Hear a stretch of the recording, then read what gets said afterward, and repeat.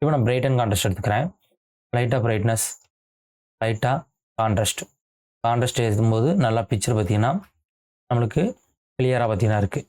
இது போக ஒரு செலக்டிவ் கலர் எடுத்துக்கலாம். அட்ஜஸ்ட்மெண்ட் போயிட்டு செலக்டிவ் கலர். இதில் என்ன பண்ணிக்கலாம், ரெட்டு நல்லா ஏற்றுறேன் பாருங்க, ஜூம் பண்ணி காட்டுறேன். ரெட்டை இந்த பக்கம் நகட்டினா என்ன ஆகுது, ரெட்டு கம்மியாகுது.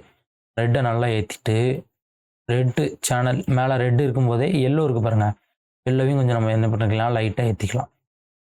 திரும்ப எல்லோ எடுத்துகிட்டு இதில் எல்லோ கொஞ்சம் பூஸ்ட் பண்ணுறோம். இப்போ பார்த்தீங்கன்னா நமக்கு கரெக்ஷன் ஓகே.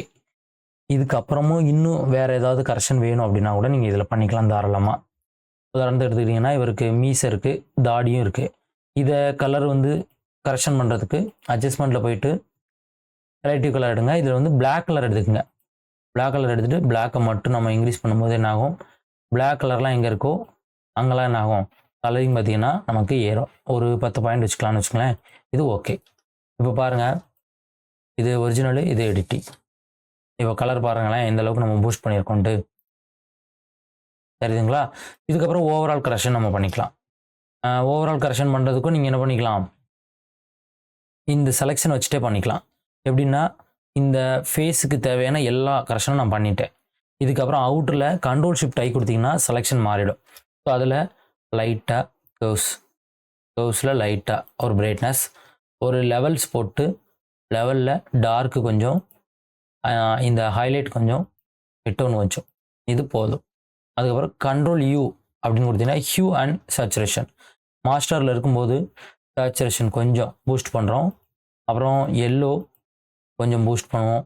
க்ரீன், எதுக்காக எல்லோ க்ரீன் எடுக்கிறேன்னா பேக்ரவுண்ட் கலர்ஸே அந்த மரங்களில் இருக்கக்கூடியது அந்த கலர்ஸ் தான் இருக்குது. அதனால் இவ்வளோ தான். இப்போ பிக்சரோடைய கரெக்ஷன் எனக்கு முடிஞ்சிச்சு.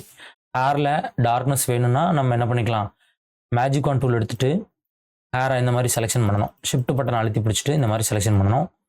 ஃபெதர் பார்த்தீங்கன்னா ஒரு 22, 20 அந்த மாதிரி கொடுத்துட்டு ஹேரை கொஞ்சம் டார்க் பண்ணோன்னா நீங்கள் இந்த மாதிரி டார்க் பண்ணிக்கலாம். இப்போ பாருங்கள் கரெக்ஷன் முடிஞ்சிச்சு. இதோட ஒரிஜினல் பாருங்கள், இது ஒரிஜினல், இது எடிட்டிங். இது ஒரிஜினல், இது எடிட்டிங்.